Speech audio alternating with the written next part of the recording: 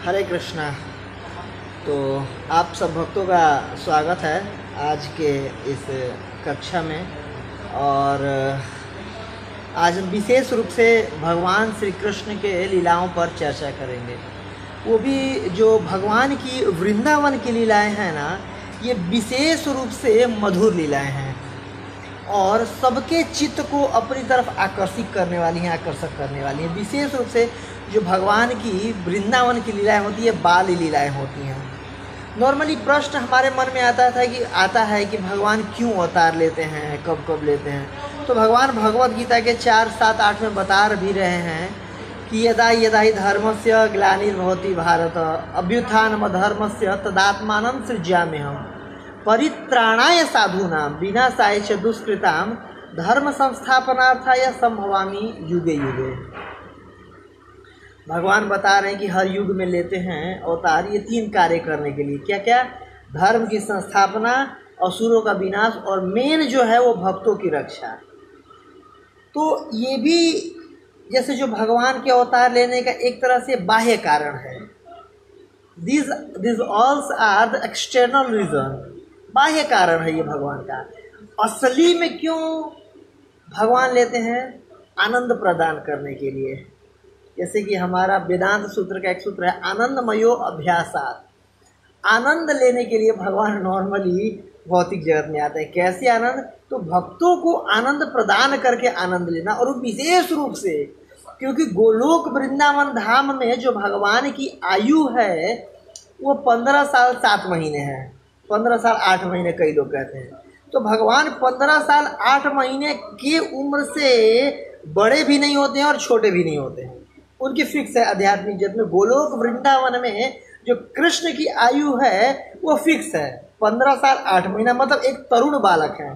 कहते हैं ना कि बहुत वृद्ध भी है लेकिन नवयौवनम च, कि बहुत पुराण पुरुष हैं, सबसे पुराने पुरुष हैं, मतलब उनसे ज़्यादा पुराना वृद्ध पुरुष कोई भी नहीं है।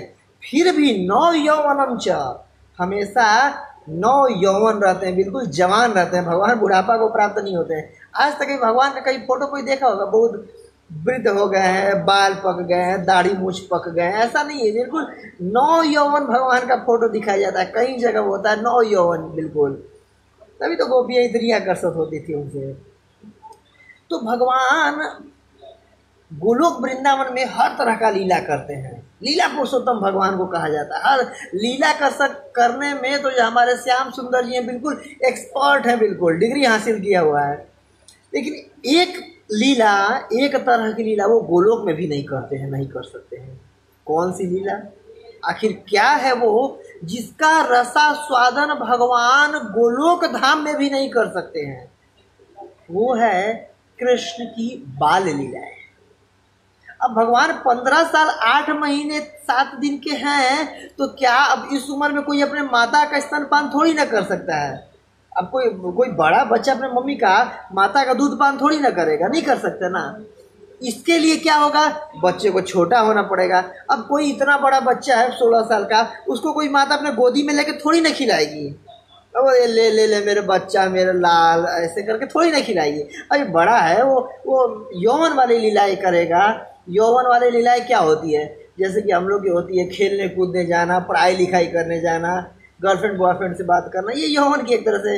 हमारे तो खैर लीला नहीं होती है, लेकिन भगवान की एक तरह से देखे तो ये सब लीलाएं हो सकती है। लेकिन जो बाल लीलाएं है ना, ये भगवान वहाँ पर भी नहीं कर सकते हैं, गोलोक में भी नहीं करते। क्योंकि यौवन अवस्था में, तरुण अवस्था में छोटे छोटे बालक के जैसे कैसे कर सकते हैं? तो ये विशेष रूप से इस लीला को करने के लिए और इस लीला को करके, इन लीलाओं को करके हमारे जैसे लोगों को, हमारे और आपके जैसे भक्तों को अपनी तरफ आकर्षित करने के लिए, विशेष रूप से अट्रैक्ट करने के लिए भगवान आते हैं। और भगवान ये विशेष लीलाएं करती हैं जो कि मधुरातिर मधुर लीला है। कहते हैं ना, मधुरम मधुरेभ्यो अपि मंगलेभ्यो अपि मंगलम पावनम पावनेभ्यो अपि हरेर्नामेव केवलम। कि जो भगवान और उनका नाम है, भगवान की जो लीलाएं हैं ये मधुरम मधुरेभ्योऽपि, दुनिया में जितनी भी ज़्यादा मधुर वस्तुएं, सबसे मधुर वस्तुएं हैं ये भगवान की लीलाएं। और ये क्यों करते हैं? ताकि हमारे जैसे असुर लोग भी इन लीलाओं से आकर्षित होके सोचे कि यार लीला तो कुछ भी कहो अच्छा है यार, मतलब एक बार इनको सुने, इनको आनंद ले और भगवान की तरफ आकर्षित होएं। भगवान की तरफ जो हमारा संबंध छूट गया है, जो भगवान से हमारा रिश्ता टूट गया है, उस रिश्तों को दोबारा इस्टेब्लिश करे, दोबारा उस रिश्तों में मधुरता लाए। इसके वजह से आते हैं भगवान, ऐसे लीलाओं को करके जाते हैं, ताकि अगर भगवान लीला नहीं किए रहे तो हम और आप बैठ करके आज क्या वो करते हैं, कैसे कथयंतश्च श्रवणतश्च, भगवद गीता के 10वें अध्याय के 10वें श्लोक में क्या, तुष्यंती च रमंती च। जो लीलाओं का हम एक दूसरे से जब वो करते हैं, पठन पाठन करते हैं, तो तुष्यंती और रमंती, आनंद की प्राप्ति होती है और तुष्टि की प्राप्ति होती है। इस वजह से इन लीलाओं को भगवान की जो विशेष रूप से मधुर लीला है वृंदावन की लीला, बार बार श्रवण करना चाहिए, मनन करना चाहिए, अध्ययन करना चाहिए और लोगों को भी सुनाना चाहिए, आनंद प्रदान करना चाहिए। तो आज जो हम विशेष रूप से जो भगवान की लीला लेंगे, कुंती महारानी भगवान से प्रार्थना में कही यही कह रही कि हे भगवान, जो आपकी लीलाएं हैं ना बिल्कुल मुझे विस्मित करने वाली हैं।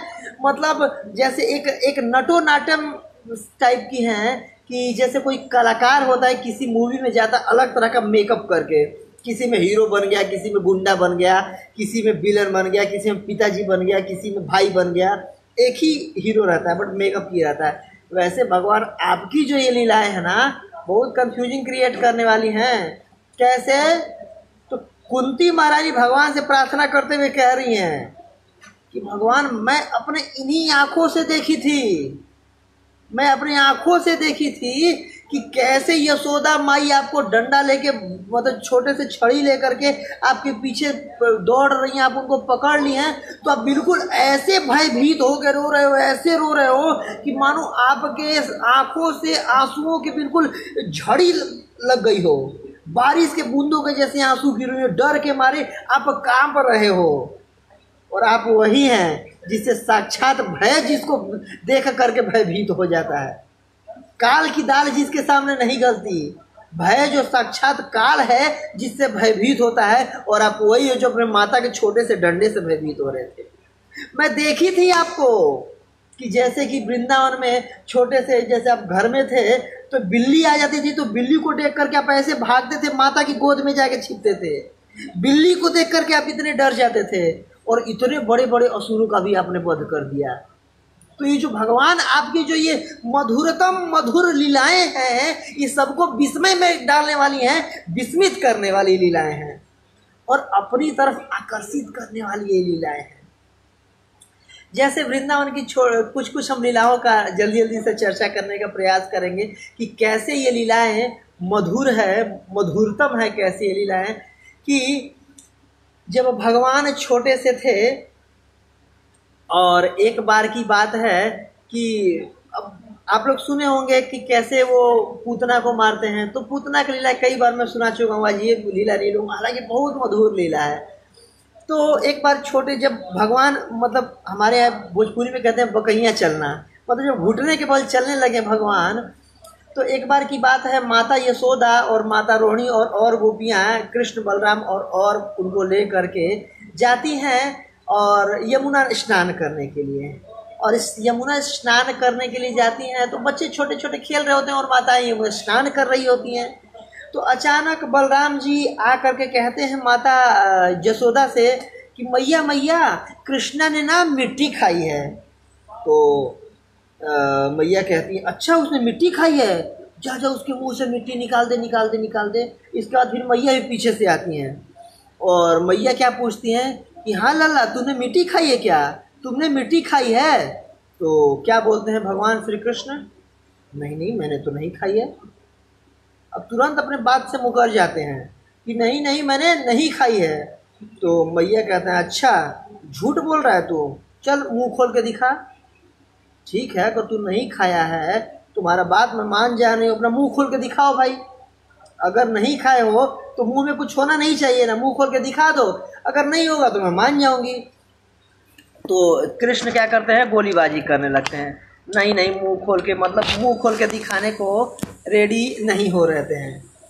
तो जैसे बचपन में क्या होता था कि आप लोग अभी याद होगा, मुझे याद है कि जब कोई मम्मी लोगों को दवा खिलाना होता था, ये मुंह देखना होता था, तो क्या करती थी, अब नहीं खोलेगा, पकड़ के ऐसे दबा देती थी बच्चों का, तो तुरंत मुंह खुल जाता है ना। वो ऐसे भगवान मैया यशोदा पकड़ी और कृष्ण का मुंह दबा दी, छोटा सा मुंह था भगवान का, खुल गया। और खुल गया तो मैया उनके अंदर देखती है मुंह में, भाई मिट्टी खाया कि नहीं, और ज्यों मैया देखती है क्या दिखता है, ओ हो, ये देख करके तो मैया को बिल्कुल चक्कर आ जाता है कि पूरे अनंत कोटि ब्रह्मांड है मेरे लल्ले के मुंह में, मेरे बच्चे के मुंह में। सारे आकाश पताल, अलग अलग लोक, पृथ्वी लोक, सूर्य लोक, चंद्र लोक, मतलब जितने भी पताल लोक हैं और स्वर्ग लोक है, यक्ष लोक, गंधर्व लोक, सत्य लोक, और स्वयं अपने आप को भी देखती हैं कि मैं भी इसके मुख में हूँ, इसका मुख खोल के इसका मुख देख रही हूँ। सोचिए, जितने भी पृथ्वी आकाश, सारे देश, पूरे नदियाँ, सबको देखती हैं, पूरे बादलों को और सब कुछ, पूरे ब्रह्मांड को देख लेती हैं वो।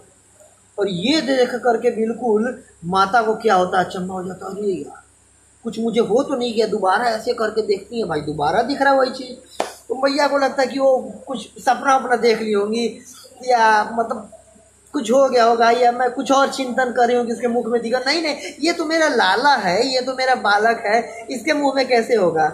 और ये फिर करके और भगवान उसको अपनी लीला को बंद करते हैं। इसके बाद मैया को क्या होता है कि चलो कुछ सपना आ गया होगा, या कुछ सोच रही होगी, सोचने में कुछ दिख गया होगा, ये तो मेरा छोटा सा बालक है, तो कुछ हो ना जाए, कुछ नज़र ना लग जाए, इसको अपना फिर दूध पिला के देखती हैं। और जैसे गांव में ये प्रचलन है, पता नहीं शहर में ऐसा माना जाता है कि नहीं, कि अगर कोई भी बच्चा, छोटा बच्चा है और अच्छे से माता का दूध पी रहा है, इसका मतलब बच्चा ठीक है, उसको कुछ हुआ नहीं है, झाड़ फूक नहीं लगा है, या उसको टोना टोटका वगैरह कुछ भी नहीं है, ऐसा माना जाता है।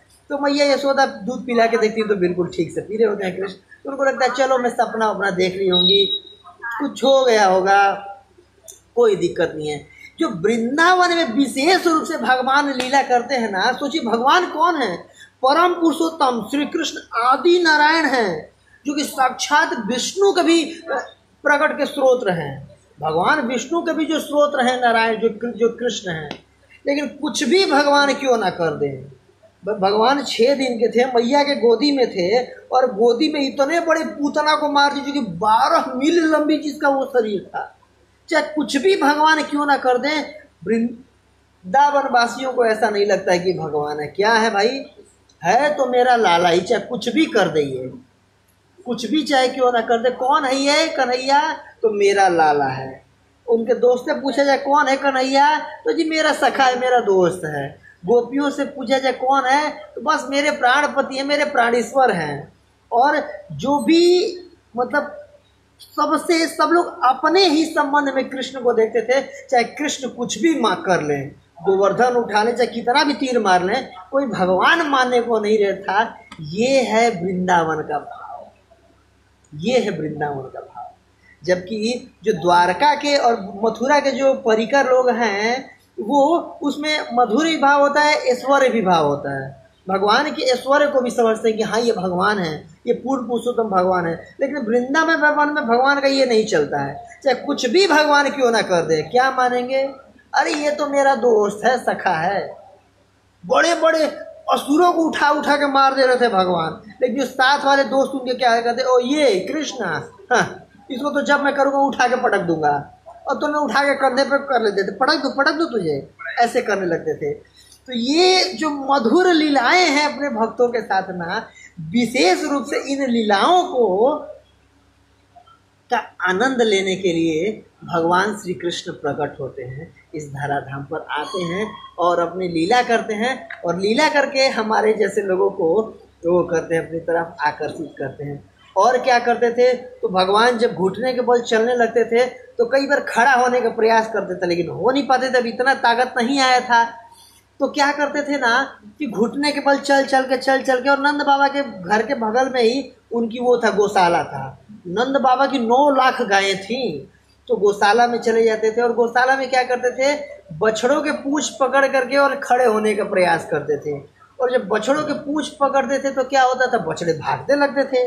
और जब बछड़े भागने लगते थे तो उनको पूंछ को पकड़े रहते थे, और बछड़े भाग रहे हैं और वो पूंछ को पकड़ कर लटके हुए हैं, लेटे हुए हैं, और पूरे रगड़ के हर पूरे शरीर में पूरे गोबर लग जाता था, मिट्टी लग जाता था, पूरा मतलब सन जाता था उनका शरीर।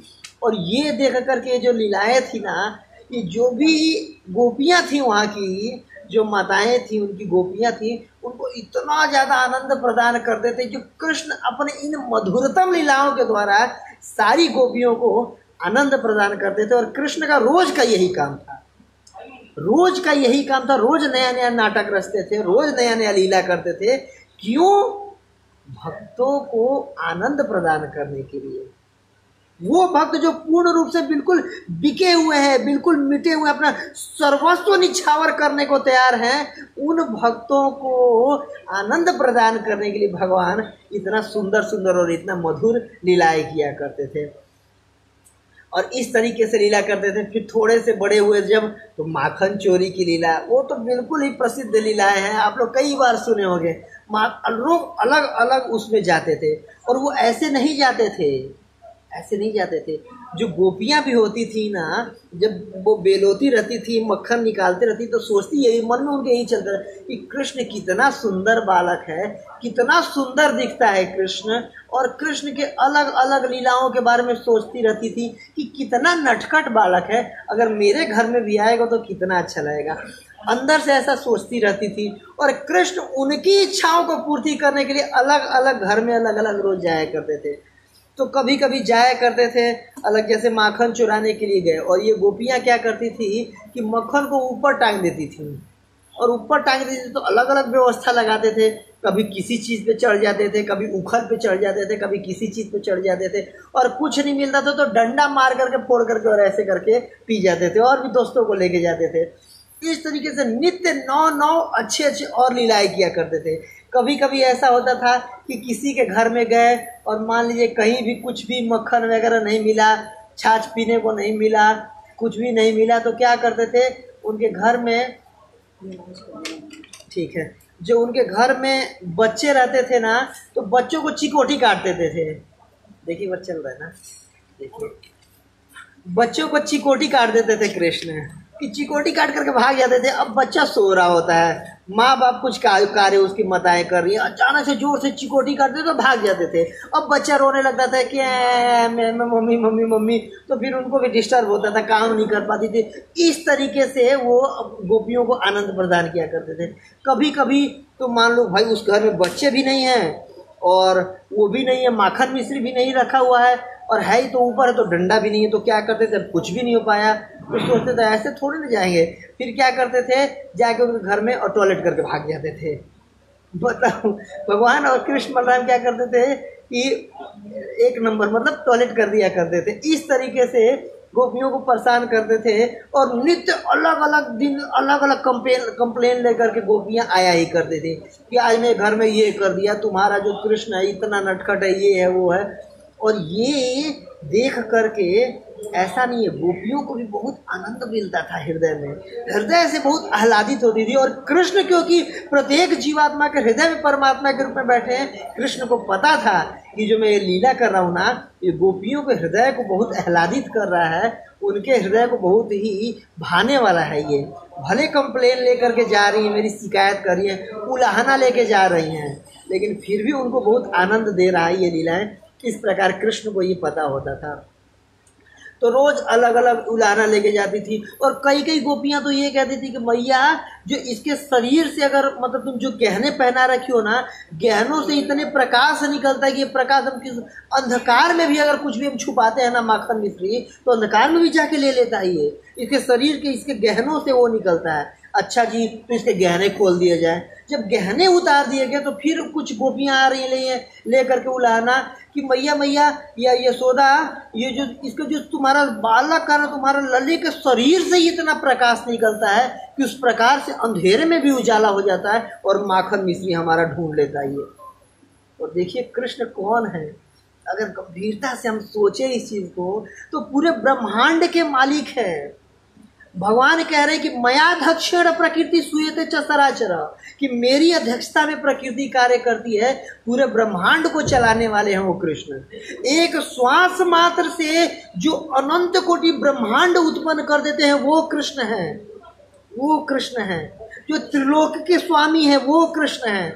और वृंदावन में क्या कह रहे हैं, तो एक रसखान जी लिखते हैं कि क्या बोलते हैं कि एक चुल्लू भर छाछ के लिए भगवान को नचा देती थी गोपियाँ, छछिया पे नाच नचायो, कि मतलब कहती थी इधर कृष्ण इधर इधर। कृष्ण जाते थे, हाँ बोलो बोलो बोलो मैया क्या है, तो एक काम कर तू जरा नाच के दिखा, नाच के दिखाएगा ना तो तुझे छाछ दूंगी या दही दूंगी या माखन दूंगी। तो इतना ऐसे करके चुल्लू में लेके छाछ उनको दे करके, वो भी आज का या पुराना या कल का, और उस छाछ के लिए और कृष्ण को नचाती थी। जैसे कि होता ना कठपुतली, कठपुतली को नचाने वाला कठपुतली को नचा रहा होता है, कठपुतली नाच रही होती है, तो वैसे कठपुतली की भांति जो कृष्ण थे, कौन, पूर्ण पुरुषोत्तम भगवान जो आदि नारायण है, वो ये है भक्तों का भगवान के साथ संबंध। इन लीलाओं को सुन करके और हमारा संबंध बनता है कि हाँ पर्सनल संबंध भगवान से विकसित होता है। कि बताइए एक छछिया पे मतलब कि जो मतलब कहावत है कि जो अहरिन थी, नॉर्मली ग्वालिन थी, वो जो ग्वालिन लोग उसके इतने बिके हुए थे। कृष्ण कहते हैं ना, यस्याहम् अनुग्रहामि धरस्य तद्धनम क्षणे ततो अधनम तो शांति चाह दुख दुख सोचना है, कि जिस पर मैं विशेष रूप से कृपा करता हूँ उसका सारा धर्म मैं छीन लेता हूँ, और छीन करके क्या करता हूँ, खुद को उसको दे देता हूँ। तो ये जो वृंदावन के भगवान के परिकर है ना, ये निःशुल्क भगवान अपने आप को जैसे बेच दिए हो इनके हाथ में। जो करवाना होता था वो करवाते थे। किसी को नाच नचवाना हो, किसी को कहते थे कि आज ना लड़कियों का ड्रेस तुम्हें पहना दे रहे हैं और नाच के दिखाओ, तुम बहुत अच्छा नाचते हो, तो तुम्हें माखन खिलाएंगे। और कृष्ण क्या करते थे कि ठुमक ठुमक करके नाच के दिखाते थे लड़कियों का ड्रेस पहन करके। ये कृष्ण की मधुरतम लीलाएं हैं। कभी कभी नंद महाराज कहते थे कि बेटा कृष्ण मेरा खड़ाऊ लेकर के आओ, तो कृष्ण क्या करते थे कि उनका खड़ाऊ उठा करके अपने सर पे रख के खड़ाऊ और ले करके आते थे, और बहुत भारी पहले ऐसे ऐसे कृष्ण करते थे, हाँ तो मैं बड़ा हो गया हूँ, बलवान हो गया हूँ, और इस प्रकार खड़ाऊ बड़ी मुश्किल से सर पे अपने उठा के लाते थे। तो इन लीलाओं को देख करके विशेष रूप से, और सारे वृंदावन के भक्तों का एकमात्र जीवन के स्रोत थे, कौन थे, कृष्ण थे। सबके जीवन का एकमात्र जो सार थे वो कृष्ण थे। सबके जीवन के एकमात्र जो उद्देश्य थे वो कृष्ण थे, और सबके हृदय को आह्लादित करने वाले हैं। और प्रभुपाद जी कहते हैं, सुखदेव गोस्वामी भागवतम में कह रहे हैं कि कोई साधारण वो लोग नहीं थे, वो साधारण लोग नहीं थे, वो कृत पुण्य अनंत अनंत अनंत जन्मों के पुण्य कर्म को इकट्ठा करके ना तब जाके किसी को ऐसा सौभाग्य प्राप्त हुआ था कि वो कृष्ण के साथ ग्वाल बाल बन सके, उनकी माता बन सके, उनकी पिता बन सके, उनकी गाय बन सके, उनके मोर बन सके, वो बंदर बन सके, या कृष्ण का परिकर बन सके, गोपियां बन सके। कृत पुण्य। तो इस तरीके से अनंत लीलाएं करके कृष्ण और हमारे जैसे भक्तों का, आपके जैसे भक्तों का हृदय को अपनी तरफ आकर्षित करते थे। और ये विशेष लीलाएं जो भगवान के वृंदावन की लीलाएं हैं ना, बहुत ही पावन लीलाएं हैं, बहुत ही मतलब मधुर लीलाएं हैं। तो ऐसे ही एक बहुत अच्छी लीला आती है, मैं आप लोगों के सामने आज चर्चा करूँगा, कालिया दहन की लीला। और विशेष रूप से कालिया दहन की लीला आप लोग सुने भी होंगे, बहुत पढ़े भी होंगे और कई बार सुनेंगे। तो विशेष ये अच्छा लीला है, इसको सुनना चाहिए। और लीला का पहले श्रुति फल बता दे रहा हूँ। श्रुति फल, कोई भी कार्य करते हैं तो पहले सोचते हैं इसको करने से क्या फ़ायदा होगा मेरा, भाई मुझे क्या मिलेगा, कहते हैं ना। तो इसका श्रुति फल है कि कालिया का लीला सुनने मात्र से जो भी द्वेष वगैरह हमारे हृदय में होता है ना, ईर्ष्या द्वेष में खत्म हो जाता है। क्यों? जो कालिया था वो ईर्ष्या और द्वेष का प्रतीक था। तो जितने भी ईर्ष्या द्वेष हमारे हृदय में है, किसी और जीव के प्रति, किसी भक्त के प्रति, किसी रिलेटिव के प्रति या किसी के प्रति, वो द्वेष खत्म हो जाता है, ईर्ष्या खत्म हो जाता है, और भगवान के प्रति प्रेम उत्पन्न होता है हमारे हृदय में, भगवान के प्रति अनुरक्ति उत्पन्न होता है हमारे हृदय में इस कथा को सुनने के लिए। तो आप लोग ध्यानपूर्वक सुनिएगा, मैं इस कथा का रिसाइटेशन कर रहा हूँ और बहुत अच्छे तरीके से कृष्णा बुक में श्रीमद् भागवतम के 10वें स्कंद में, जो कि भगवान का जिसको मुख से जिसकी तुलना की गई है, अलग अलग स्कंद को भगवान के अलग अलग शरीर के अंगों से तुलना किया गया है। जैसे कहा गया है ना भागवतम में कि कृष्ण स्वधाम उपगते धर्म ज्ञान आदि भी सह कलऊ नष्ट दिशा में सब पुराण अर्को अधुनोदित। क्या कहते हैं सुखदेव गोस्वामी कि कृष्ण स्वधाम उपगते, जब भगवान अपने धाम चले गए, अपने धाम में गोलोक वृंदावन में, धर्म ज्ञान आदि भी सह, और अपने साथ जब भगवान गए तो ज्ञान और धर्म को भी साथ में लेके चले गए। तो क्या हुआ भाई, तो जब लेके चले गए तो कलयुग के विशेष रूप से हमारे जैसे लोगों के लिए, धूर्त लोगों के लिए, मूर्ख लोगों के लिए पुराण अर्को अधुनोदित, कृष्ण स्वयं पुराण के रूप में आए, भागवत पुराण के रूप में आए, और ये पुराण का उदित होता है, ये पुराण का उद्यापन होता है, ये पुराण प्रकट होता है। कौन सा पुराण? भागवत पुराण, जिससे कि भागवत पुराण को भगवान के सारे अंगों से तुलना की गई है। जैसे प्रथम और द्वितीय जो स्कंद हैं वो भगवान के चरण कमल हैं, जो तृतीय स्कंद है भगवान का ये टखना वगैरह है, चतुर्थ स्कंद है भगवान का जंघा है, पंचम स्कंद है भगवान का कटी प्रदेश, छठम स्कंद भगवान का नाभि, सप्तम स्कंद भगवान का वक्षस्थल, सप्तम स्कंद भगवान की भुजाएं, जो अष्टम स्कंद, नवम स्कंद भगवान का जो ये एक कमल की तरह जो ग्रीवा है वो है, और जो दसम स्कंद है भगवान का कमल मुख है ये, 11वें स्कंद भगवान का ललाट, और 12वें स्कंद जो भगवान का सर से उसकी तुलना की जाती है। तो जो भगवान का ये दसम स्कंद है भगवान का कमल मुख है, पूर्ण रूप से भगवान श्री कृष्ण की इसमें सारी लीलाएं, गुण रूप लीलाएं सब कुछ दी हुई हैं, और विशेष रूप से प्रभुपाद जी ने इसको कृष्णा बुक के रूप में दिया है, और आप लोगों को पढ़ना चाहिए, नियमित रूप से पाठ करना चाहिए। और प्रभुपाद जी कहते हैं कि अगर रात में हम कृष्णा बुक पढ़ करके अगर सोएंगे ना, तो जो रात में जो हमें गलत विचार आते हैं, मन में बुरे बुरे सपने आते हैं, आने खत्म हो जाएंगे, कृष्ण से रिलेटेड सपने आएंगे। ठीक है, तो हम कालिया दहन का इलाज करते हैं, शुरू करते हैं, और आप लोगों की प्रसन्नता के लिए, अपनी शुद्धिकरण करने के लिए। और एक बार की बात है कि जो यमुना जी बहती थी वृंदावन हो करके, उसमें एक बहुत बड़ा दह था। दह मतलब एक तरफ का झील कह सकते हैं, कि नदी से हट करके ही, और नदी का पानी बहुत बड़ा जगह में इकट्ठा हो जाते हैं, उसको झील कहते हैं। तो वो बहुत बड़ा एक दह था, झील था, जिसमें पानी यमुना जी का वहाँ पर इकट्ठा था, और उस दह को कालिया दह भी कहते थे, कालिया दह कहते थे। क्यों कालिया दह कहते थे? क्योंकि वहाँ पर कालिया नामक एक बहुत ही खतरनाक सर्प वहाँ पर वास करता था, रहता था, अपने पत्नियों के साथ, अपने पुत्रों के साथ। तो इस प्रकार कालिया नाग रहता था। और भगवान क्या, जब भगवान 6 साल के उम्र के हो गए तो फिर पौगंड अवस्था उसको कहा जाता। तो पौगंड अवस्था में फिर भगवान को अपने ग्वाल बालों के साथ नित्य प्रति गाय चराने जंगल जाया करते थे, वृंदावन जाया करते थे। तो एक बार की बात है, ऐसे ही उस दिन बलराम पूर्णिमा था, बलराम जी का जन्मदिन था। तो क्योंकि बलराम जी का जन्मदिन था तो बलराम जी वहाँ पर गए हुए थे। रोहिणी माता बोली कि बेटा बेटा आज तुम्हारा जन्मदिन है ना, तो आज तुम घर पे ही रुक जाओ, मैं तुम्हें अच्छे से नहलाऊंगी, धुलाऊंगी, तुम्हारे अच्छे से कपड़ा पहनाऊंगी, और क्योंकि तुम्हारा जन्मदिन है तो बहुत सारे लोग उपहार लेकर के घर में आएंगे। तो तुम्हारा जन्मदिन है, तुम ही अगर नहीं रहोगे तो फिर कैसे काम चलेगा?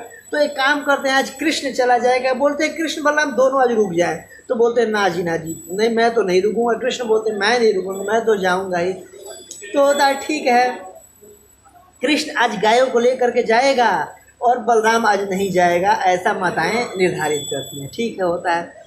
तो भगवान अपने गोप बालों के साथ क्या हो जाते हैं गायों चराने के लिए, गैया चराने के लिए, बछड़े चराने के लिए। तो बछड़े चराने के लिए जाते थे और रोज रोज नित्य प्रति नए नए खेल खेलते थे। जैसे कि कृष्णा बुक में वर्णन आता है कि बेल का जो ना फलों को तोड़ करके उससे गेंद के जैसे खेलते थे, अलग अलग फूलों को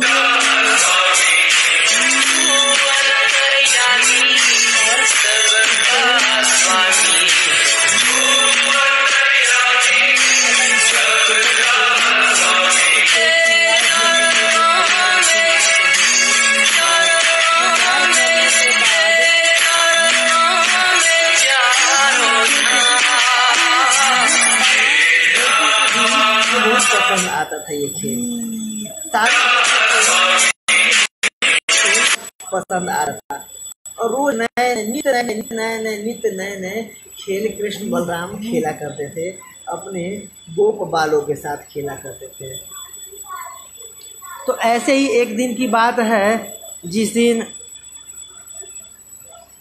कालिया वाला लीला चल रहा होता है, तो सारे ग्वाल बाल होते हैं और वहाँ पर गए रहते हैं सारे ग्वाल बाल, और जो कालिया दह के पास पहुँच जाते हैं और सारे बच्चों को ना मना करके भेजा जाता था कि एक काम करना, तुम लोग कहीं पे भी जाना लेकिन ये कालिया दह पे मत जाना, वहाँ पर बहुत बड़ा एक सांप रहता है और वहाँ का पानी विषाक्त है और वहाँ तो बिल्कुल ही मत जाना और पानी भी मत पीना वहाँ का, और सबको पता था। तो एक दिन ग्वाल बाल वगैरह क्या सोचते हैं, यार कालिया दह पे चल के देखते हैं वहाँ पर, क्योंकि जाते भी नहीं हम रोज रोज, तो वहाँ का जो वो है ना घास है ना, बहुत सुंदर सुंदर घास है और बहुत हरी हरी घास वहाँ पर उगी हुई है और बहुत बड़ी बड़ी घास है, और जो सारे हमारी जो गायें ना वहाँ की घास खाएंगी ना उनको बहुत अच्छा लगेगा, और पीने के लिए यमुना जल भी है, पी लेंगे। तो ये सोच करके सारे ग्वाल बाल चलते हैं।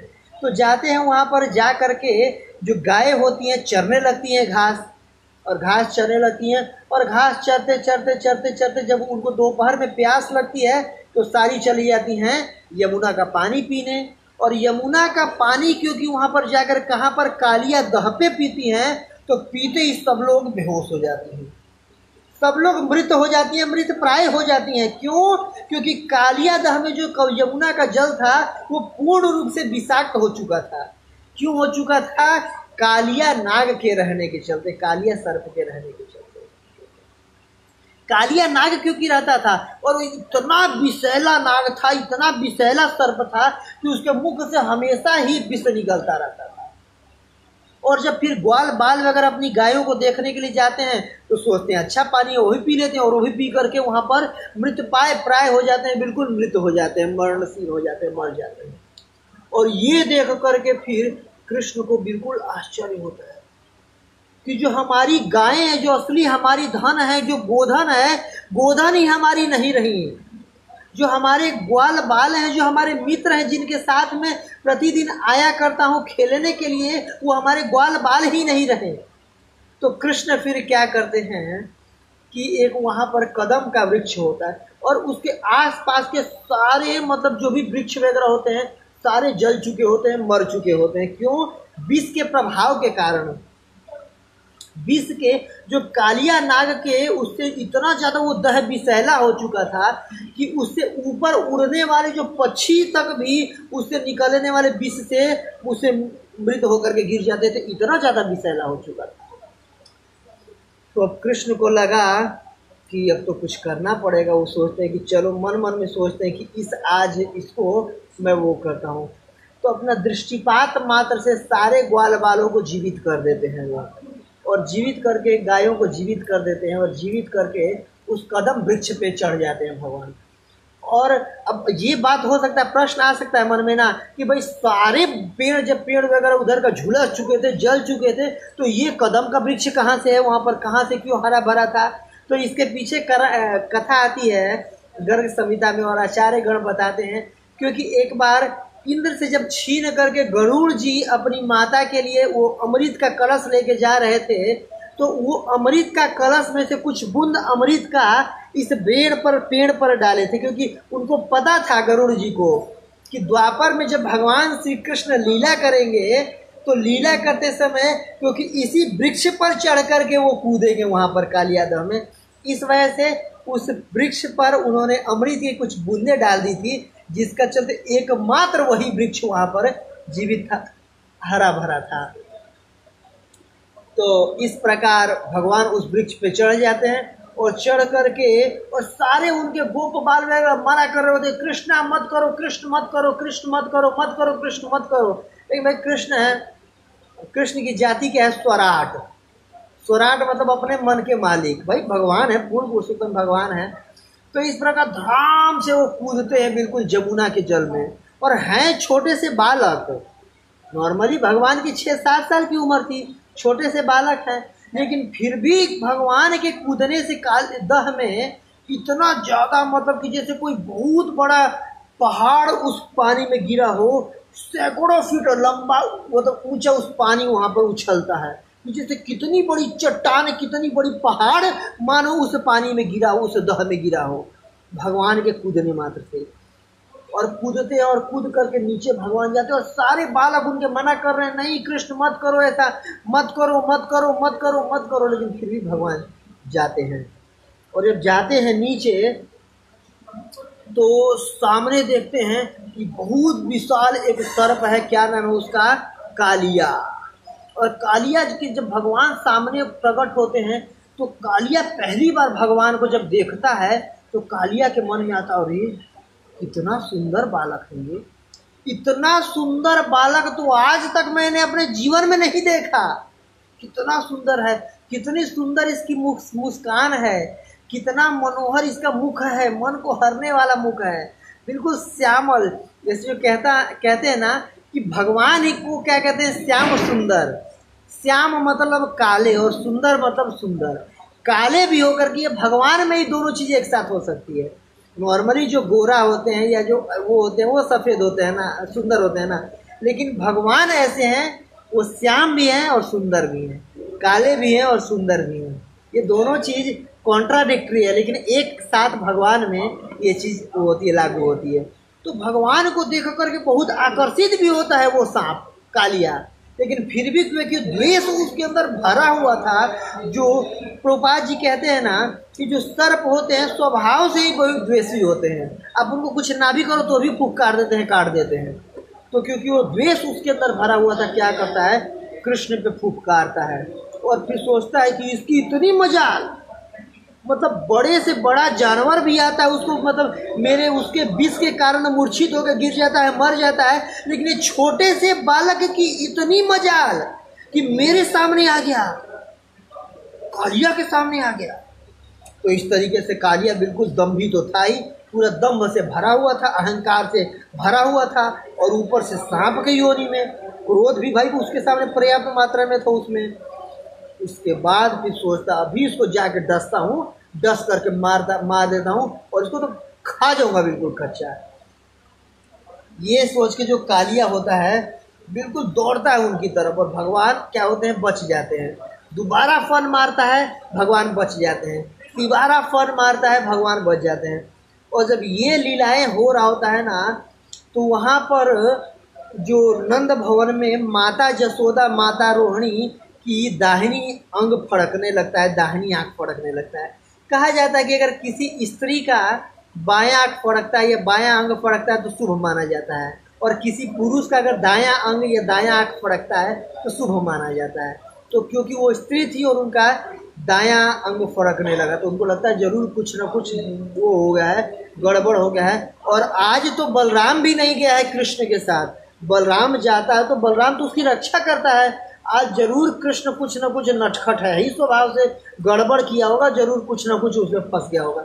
चलो चलो चलो देखते हैं क्या हुआ कृष्ण को, हमारे लाल को क्या हुआ।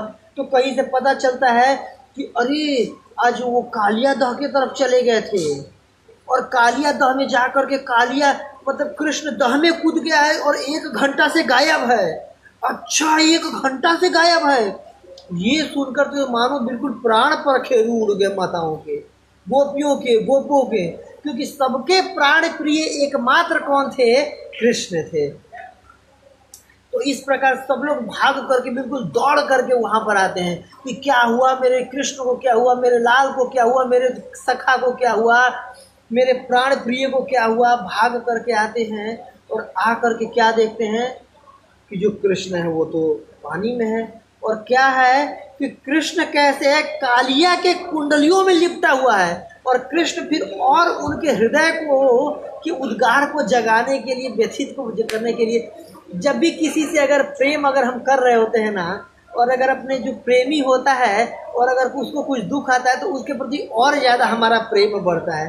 तो भगवान इस रस को आस्वादन करने के लिए और गोप बालों के मन में, गोपियों के मन में, माताओं के मन में अपने प्रति और भक्ति बढ़ाने के लिए, केयर बढ़ाने के लिए कृष्ण लीला करते हैं। और क्या करते हैं कि कालिए के कुंडलियों में बंध जाते हैं, और कालिया ऐसे उठाता है पानी के ऊपर, देखते हैं कि अरे सब देखते हैं, सबकी आंखों के सामने कृष्ण कालिए के कुंडलियों में बंधा हुआ है। ये देख कर बिल्कुल सबको मूर्छा हो गया कि आज जब कृष्ण गया, मानो कि हमारा प्राण ही शरीर से निकल गया।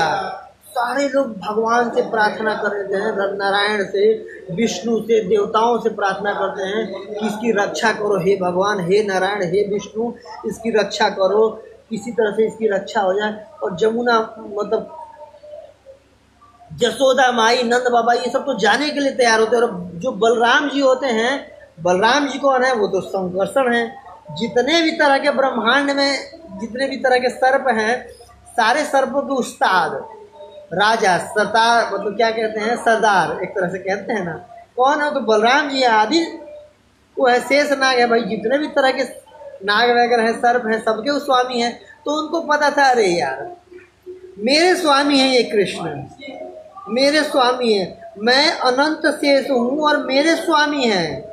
और ये छोटे मोटे नाग से थोड़ी ना उनको कुछ हो सकता है, वो तो लीला कर रहे हैं, वो तो खेल खेल रहे हैं। बलराम जी को ये चीज़ तो पता था क्योंकि कृष्ण है, भगवान है। लेकिन और लोगों को फिर वो संतावना दे रहे थे, अरे अरे मैया मैया रो मत, मैया रो मत, कुछ भी नहीं होगा, मैया बस करो बस करो, अरे बाबा बाबा रो मत रो मत, अरे अपना कृष्ण है, इसको कुछ नहीं होगा, आप देखना ही आ जाएगा। कभी गोप सखाओं को बोल रहे हैं कि अरे अरे रो मत, क्यों परेशान हो रहे, तू आएगा भी आएगा आएगा।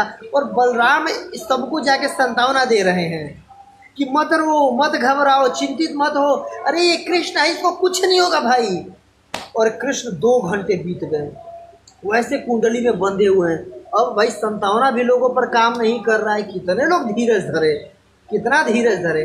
अब मेरे आंखों के सामने अगर प्राण निकल रहा है तो प्राण प्रिय है सबके कृष्ण, अब धीरज भी सबसे नहीं धरा जा रहा है।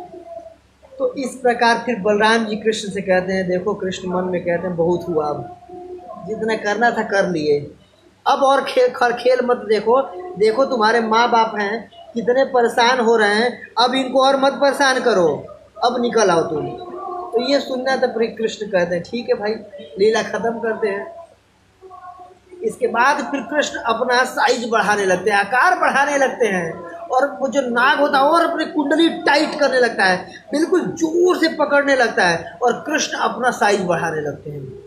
और इसके बाद फिर उसको लगता है कालिया को, भाई साहब अब नहीं, अब इसको छोड़ देना होगा, नहीं तो और ज़्यादा हो तो बिल्कुल मैं टूट जाऊंगा शरीर। इसके बाद वो अचानक से छूट जाते हैं, छोड़ देता है।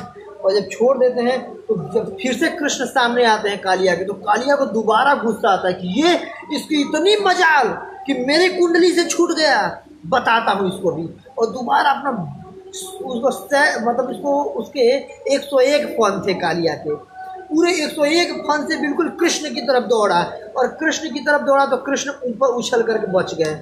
इसके बाद क्या हुआ, कृष्ण ऊपर उछले और ऊपर वो बिल्कुल अपने सहस्त्र फनों के साथ उनको डसने के लिए आया। और कृष्ण क्या किए कि ऊपर उछल करके उसके फन पर आ गए, और फन पर आकर के फिर ये बहुत जो सुप्रसिद्ध नृत्य है, कालिया के फनों पर भगवान नृत्य करते। भगवान कौन है? नटराज हैं। नटराज जितने भी नट हैं, मतलब नृत्य डांस करने वाले लोग हैं, उन डांस करने वालों के राजा हैं, सर्वश्रेष्ठ डांसर हैं। और फिर भगवान श्री कृष्ण कालिया के फनों पर नृत्य करते हुए प्रतीत हो रहे हैं, नृत्य नहीं कर रहे थे। एक्चुअली कृष्ण कालिया को दंडित कर रहे थे। वो एक फन से दूसरे फन पर, दूसरे से तीसरे फन पर, तीसरे से चौथे फन पे, चौथे से पहले फन पर, इस तरीके से भगवान तेजी से उसके फनों को अपने पैरों से मार रहे थे, एक्चुअली मार रहे थे। और जो वो कालिया था, वो कालिया के फनों पर मणि थी, अलग अलग रंग की चमकने वाली मणियाँ थी। और जब भगवान उसके फनों पर जब कूदते थे भगवान, उसके फनों पर जब उसको दंडित करते थे, कूदते थे, तो इस तरीके से भगवान कर रहे थे, इस कलात्मक रूप से कर रहे थे, सबको लग रहा था ओ हो कृष्ण कितने सुंदर डांस कर रहे हैं। और कहीं कभी ये भी वर्णन रहता है कि जो भगवान से वो शिव जी होते हैं वो कंपटीशन करते हैं भगवान से, और शिव जी भी उनको देख करके नृत्य करते हैं।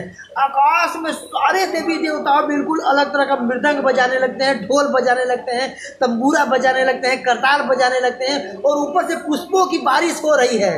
आकाश से देवता लोग पुष्पों की बारिश कर रहे हैं, और कृष्ण यहाँ क्या कर रहे हैं? नटराज कृष्ण कालिया के फनों पर नृत्य कर रहे हैं। तो इस प्रकार से भगवान उसको दंडित करते, और कैसे कि एक जैसे मतलब होता है ना, एक बहुत अच्छा स्टेज सजाया गया, और जब स्टेज नॉर्मली कैसा होता है, एक फ्लैट स्टेज होता है, कोई डांस करता है तो उछल उछल के डांस करता है, लेकिन वो कैसा स्टेज था? 3D स्टेज था। मतलब कि एक फन पर जब कूदते थे वो नीचे होता था तो कूद करके दूसरे फन से वो डसना चाहता था, कृष्ण अचानक से कूद करके उस फन पे कूदते थे। मतलब स्टेज भी ऊबड़ खाबड़ है, स्टेज भी बिल्कुल हिल रहा हो, और मानो कि स्टेज भी भगवान के चरणों को मदद कर रहा हो नाचने में, उनके एक्शन को करने में। दूसरा कि वो रंग बिरंग स्टेज था, कैसे उसके जो फण पर वो मणि निकली हुई थी, और जब भगवान जोर से पाद प्रहार करते थे तो उसके मुख से और सर से क्या निकलता था? रक्त प्रवाह होता था, रक्त निकलता था, और जब रक्त मणियों पर वो गिरता था तो और ज़्यादा चमकता था अलग अलग रंग का। तो एक तो स्टेज कैसा है? हिलने डुलने वाला, जो कि डांस के को और बढ़ा दे रहा है, अच्छा कर दे रहा है, और दूसरे चमकीला है, बिल्कुल चमकदार स्टेज है। उसको जो सर था बिल्कुल चमकदार था, मणि थी, मणियों पर जो और गिरता था रक्त का वो और ज़्यादा चमकीला लगता था।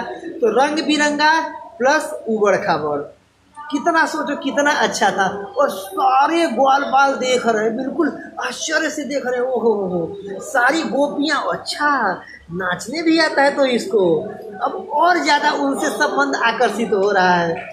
और गोप वालों को लग रहा है अच्छा आश्चर्य लग रहा है कि देखो हमारा